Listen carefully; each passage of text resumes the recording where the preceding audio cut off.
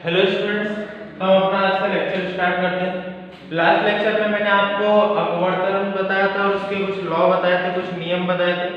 आज के लेक्चर में हम मिरर से रिलेटेड कुछ टॉपिक्स पढ़ने वाले हैं। कुछ मैं मिरर से रिलेटेड आपको टॉपिक तो नहीं, सिंपली न्यूमेरिकल बताने वाला हूँ और आपको कुछ फॉर्मूले बताऊंगा जो कि न्यूमेरिकल में यूज करने वाले हैं। ठीक है, सबसे पहला फॉर्मूला होता है मिरर फॉर्मूला। ठीक है, दर्पण का सूत्र क्या होता है? तो 1/f = 1/v प्लस 1/u। इसे हम क्या बोलते हैं? Mirror formula. इसे हम बोलते हैं मिरर फॉर्मूला। या फिर अगर हम हिंदी में बोले तो इसी को बोला जाता है दर्पण सूत्र। दर्पण सूत्र, ठीक है, मिरर फॉर्मूला या फिर हम क्या बोल सकते हैं? इनको दर्पण सूत्र बोल सकते हैं। तो 1/f = 1/v प्लस 1/u। यहाँ पर f क्या है? फोकल लेंथ मतलब फोकस की दूरी है। v क्या है? तो v से हम हमेशा किसको रिप्रेजेंट करते हैं? इमेज को। मैं आपको पहले भी बता चुका हूँ, रिपीट एक बार कर देता हूँ कि हमने मान लिया कि ये एक अवतल दर्पण है, ये उसकी मुख्य अक्ष हो गई। इंफिनिटी से कोई ऑब्जेक्ट आ रहा है तो वो कहां से जाएगा? फोकस से। फिर से इंफिनिटी से कोई ऑब्जेक्ट आ रहा है तो कहां से जाएगा? फोकस से। फोकस पर इसकी क्या बन रही है? इमेज बन रही है, इसका प्रतिबिंब बन रहा है फोकस पर। तो इसी प्रतिबिंब की पोल से जो दूरी होती है उसे हम क्या बोलते हैं? v। ठीक है, पोल से प्रतिबिंब की दूरी को हम क्या बोलते हैं? v, मतलब प्रतिबिंब दूरी। हमने मान लो ऑब्जेक्ट को यहां पर रखा है, तो पोल से लेकर ये ऑब्जेक्ट तक की दूरी को हम क्या बोलते हैं? यहाँ पर ऑब्जेक्ट बिंब की दूरी। ठीक है, या फिर ऑब्जेक्ट डिस्टेंस u बोलेंगे हम। u से रिप्रेजेंट करते हैं, लेकिन इसे हम हिंदी में क्या बोलेंगे? बिंब की दूरी, या फिर इंग्लिश में बोलेंगे ऑब्जेक्ट डिस्टेंस। ठीक है, तो ये कुछ नॉर्मली फॉर्म्स है जो कि आपको पता होनी चाहिए। आगे देखते हैं हम। तो ये तो हो गया हमारा दर्पण सूत्र। आगे मैग्निफिकेशन का कुछ फॉर्मूला होता है। मैग्निफिकेशन के मैं आपको फॉर्मूला बताता हूँ। मैग्निफिकेशन को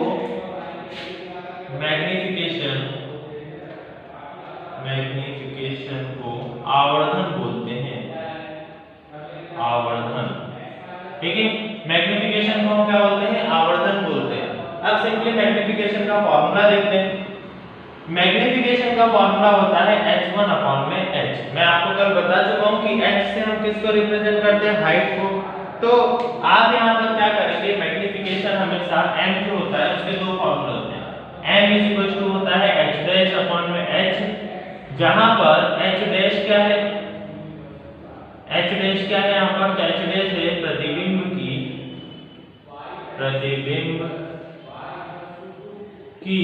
ऊंचाई। ठीक है, प्रतिबिंब की ऊंचाई को हम क्या बोलते हैं? यहाँ पर h डैश। अब उसके बाद h क्या है? तो यहाँ पर बिंब की ऊंचाई, मतलब बिंब की ऊंचाई, प्रतिबिंब की ऊंचाई और बिंब की ऊंचाई, ये क्या हो जाएगा? हमारा मैग्निफिकेशन। ये तो हो गया पहला फॉर्मूला। प्रतिबिंब की ऊंचाई को हम क्या बोलते हैं इंग्लिश में? Height of image. क्या बोलेंगे हम? Height of image. और यहाँ पर क्या बोलेंगे? Height of object. Height of object, ये हो गया हमारा फॉर्मूला मैग्निफिकेशन। मैग्निफिकेशन का एक और फॉर्मूला है, तो ऊपर आप एक बार दर्पण सूत्र को उतार लो, मिरर फॉर्मूला को उतार लो, तो मैं इसको रफ कर देता हूं। मैग्निफिकेशन का दूसरा फॉर्मूला होता है m = -v/u। क्या होता है? m = -v/u। तो आपको पता है कि v क्या होता है और u क्या होता है? v क्या है? हमारी प्रतिबिंब की दूरी है, और u क्या है? बिंब की दूरी है। v को हम इमेज डिस्टेंस बोलते हैं और u को हम ऑब्जेक्ट डिस्टेंस बोलते हैं। तो ये नॉर्मली आपको पता ही होंगे। अब हम आगे बढ़ते हैं हमारे कुछ न्यूमेरिकल्स की तरफ। तो यहाँ पर मैं आपको एक न्यूमेरिकल बता देता हूँ, दूसरा आपको खुद करना है। ठीक है, 10.1 में आपको बताने जा रहा हूँ। अगर हुआ तो मैं 10.2 भी बता दूंगा, फिर आपको कुछ घर से करने के लिए होमवर्क दूंगा।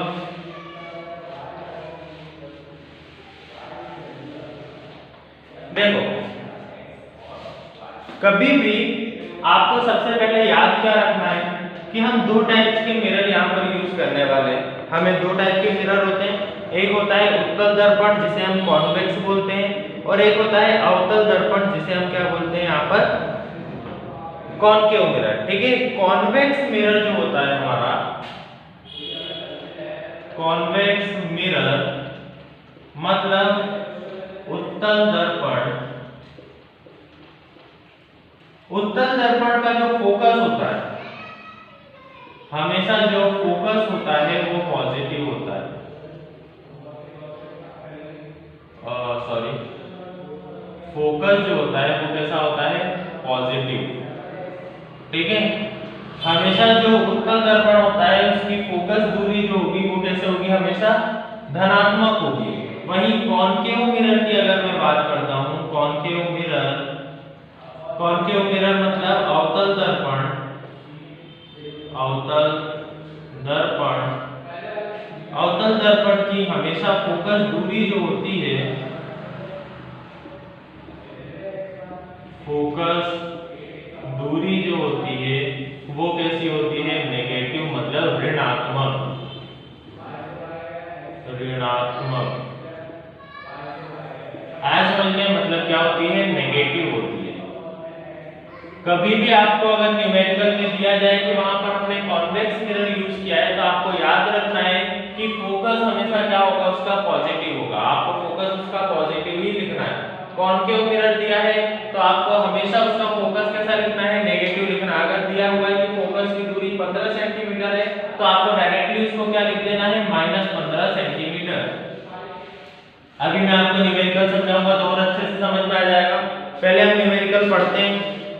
किसी ऑटोमोबाइल के पीछे का दृश्य देखने के लिए उपयोग होने वाले उत्तल दर्पण की वक्रता त्रिज्या 3 मीटर है। ठीक है, क्या बोल रहा है वो कि वहां पर यूज, सबसे पहले तो आपको क्या देखना है, वहां पर यूज किसका किया है, तो यूज उसने किसका किया है, उत्तल दर्पण का वहां पर यूज उसने किया है। ठीक है, अगर हम इंग्लिश में पढ़ रहे हैं तो a convex mirror used for rear view of an automobile as a radius of curvature 3 meter, मतलब वक्रता त्रिज्या जिसे हम r से रिप्रेजेंट करते हैं, r की वैल्यू उसने क्या दी है, 3 मीटर। ठीक है, 3.00 या फिर 3 एक ही बात होती है, तो मैं यहाँ पर लिख देता हूँ 3 मीटर। अब यदि एक बस इस दर्पण से 5 मीटर की दूरी पर स्थित है, पहले तो मैं दर्पण बना लेता हूँ, उसके हिसाब से सारी चीजें बना लेता हूँ। तो मैंने एक दर्पण बना लिया, कौन सा है, उत्तल दर्पण है, तो कुछ इस तरीके से होगा वो। उत्तल दर्पण में हमने 2 पॉइंट्स पढ़े थे। हाँ, तो उसने क्या बोला है, जो उसकी वक्रता त्रिज्या है, उत्तल दर्पण में हमेशा क्या होता है कि फोकस दूरी यहाँ होती है और उसके बाद सेंटर ऑफ कर्वेचर भी इधर साइड होता है। यहाँ पर हम ऑब्जेक्ट रखते हैं, तो उसने क्या बोला है कि दर्पण से 5 मीटर दूरी पर ऑब्जेक्ट रखा है।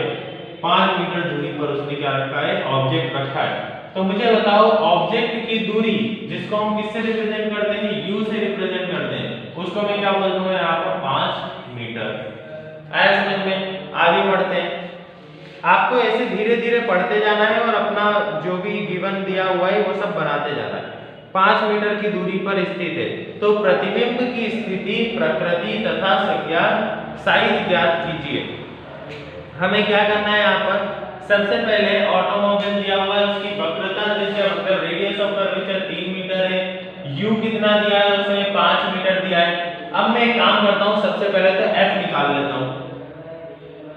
f is equal to focus किसके बराबर होता है, r/2 के। मैंने आपको पहले भी बताया था कि हमेशा जो दर्पण से सेंटर ऑफ कर्वेचर तक की दूरी होती है उसका आधा हमारा फोकस होता है। तो 3 मीटर का आधा कितना हो जाएगा, 1.5 मीटर हुआ, 1.5 मीटर। अब देखो रेडियस ऑफ कर्वेचर दर्पण के राइट हैंड साइड है, मिरर के right hand side radius of curvature है, तो ये क्या होगी, पॉजिटिव होगी। ऑब्जेक्ट जो है वो कहां रखा है, मिरर के लेफ्ट हैंड साइड में, तो ऑब्जेक्ट की डिस्टेंस हमेशा नेगेटिव होगी। मैं आपको पहले ही बता चुका हूं कि फोकस भी इसका किधर होगा, राइट हैंड साइड, तो इसीलिए उत्तल दर्पण का हमेशा जो फोकस दूरी होती है वो कैसी होती है, पॉजिटिव होती है। इमेज की मतलब प्रतिबिंब की दूरी हमें नहीं पता, तो प्रतिबिंब की दूरी हम निकालेंगे यहाँ पर। मैं अब फॉर्मूला लगाता हूँ। हमें पता है कि V नॉट जेड, या फिर V नॉट जेड मत लिखो, सिंपली लिखो बाय मिरर्स फॉर्मूला दर्पण सूत्र द्वारा क्या होता है 1/f=1/v प्लस 1/u। दोनों को अगर इंटरचेंज कर देंगे तो कोई दिक्कत नहीं, क्योंकि बीच में प्लस है। 1/f तो 1/1.5 इज इक्वल टू 1/v, तो v की वैल्यू हमें पता ही नहीं है तो मैं उसकी जगह v ही रहने देता हूं। 1/u तो 1/-5, ठीक है। प्लस माइनस क्या हो जाएगा, माइनस हो जाएगा। तो 1/1.5 बराबर 1/v माइनस 1/5। माइनस का 1/5 इधर लेके आता हूं तो प्लस का 1/5। तो यहां पर आगे देखना 1/5 plus 1/1.5 is equal to 1/v। यहां से अगर मुझे पॉइंट हटाना है तो मैं पॉइंट हटाता हूं, ऊपर एक जीरो लग जाएगा। अब मैं इसको अगर सॉल्व करूंगा तो 5 2 जा 10, 5 3 जा 15। तो 1/5 प्लस 2/3 बराबर 1/v। यहाँ पर एलसीएम लेता हूँ तो क्या आएगा 15, 5 3 जा 15 और 3 1 जा 3, 3 5 जा 15 और 5 2 जा 10 इज इक्वल टू 1/v। तो यहाँ पर क्या हो जाएगा 13/15 इज इक्वल टू 1/v। हमें किसकी वैल्यू चाहिए, v की वैल्यू चाहिए, तो v को मैं ऊपर लेकर जाता हूं। ध्यान से देखना,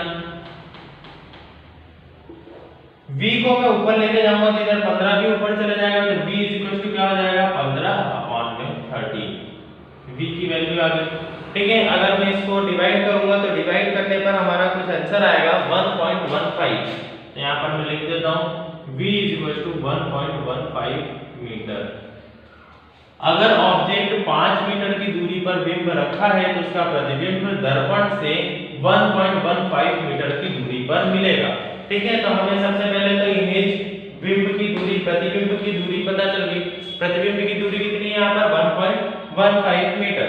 अब इसके आगे हमें क्या निकालना था, प्रकृति निकालना था। तो अब मिरर के पीछे बन रही है उसकी इमेज, जैसा कि हम देख पा रहे हैं कि प्लस में आ रहा है ये v, तो प्लस में आ रहा है मतलब इसके पीछे बनेगा। तो यहाँ बनेगा तो ये हमेशा क्या होगी, वर्चुअल होगी, ठीक है, आभासी प्रतिबिंब होगा। तो ये मैं रख कर रहा हूँ। अब हमें आगे क्या निकालना है, हाइट निकालना है, उसका साइज भी निकालना है। तो साइज निकालते हैं। हमें किसकी वैल्यू नहीं पता, यहाँ पर h डैश की वैल्यू नहीं पता, ठीक है। h डैश की अगर मैं वैल्यू यहाँ पर देखना चाहूँ तो मुझे नहीं पता है, और वहीं अगर मैं देखना चाहूँ h की वैल्यू, तो h की वैल्यू भी हमें नहीं पता है, दोनों की वैल्यू हमें नहीं पता। तो हम क्या करते हैं, हमें इमेज का साइज निकालना, ठीक है। इमेज का साइज अगर निकालना है तो मैं सिंपली क्या कर रहा हूँ, यहाँ पर आवर्धन निकालूंगा। आवर्धन निकालने के लिए h डैश और h की जरूरत है ही नहीं, हमें सिर्फ और सिर्फ किसकी जरूरत है, v की और u की। तो मैं यहाँ पर m इज इक्वल टू वो वाला फॉर्मूला लगाता हूँ -v/u वाला, तो -v/u। तो m is equal to -v मतलब माइनस का 1.15 अपॉन में u कितना है 5, तो माइनस का 5, ठीक है। माइनस से माइनस कैंसिल, m क्या आ जाएगा, ये कैंसिल होगा तो 0.23। मैग्नीफिकेशन किस में आ रहा है, प्लस में आ रहा है, मतलब आवर्धन किस में आ रहा है, प्लस में आ रहा है। तो इसका मतलब यहाँ पर क्या हुआ कि जो हमारा प्रतिबिंब बनेगा वो वर्चुअल बनेगा, मतलब आभासी बनेगा, सीधा बनेगा, और साइज में बिंब से छोटा होगा। मतलब जो भी इसका मैग्नीफिकेशन पॉजिटिव आ रहा है, इसका मतलब जितना बिंब का साइज था, ऑब्जेक्ट का साइज था, उससे छोटा साइज किसका होगा, यहाँ पर हमारे प्रतिबिंब का। तो ये फर्स्ट न्यूमेरिकल मैंने आपको सॉल्व करके बता दिया है। सेकंड जो इसका न्यूमेरिकल दिया हुआ है इसमें ये हमने 10.1 सॉल्व किया था। 10.2 आपको एक बार देखना है, अगर उसमें कोई भी डाउट आता है तो आप मुझसे पूछ सकते हैं। Thank you.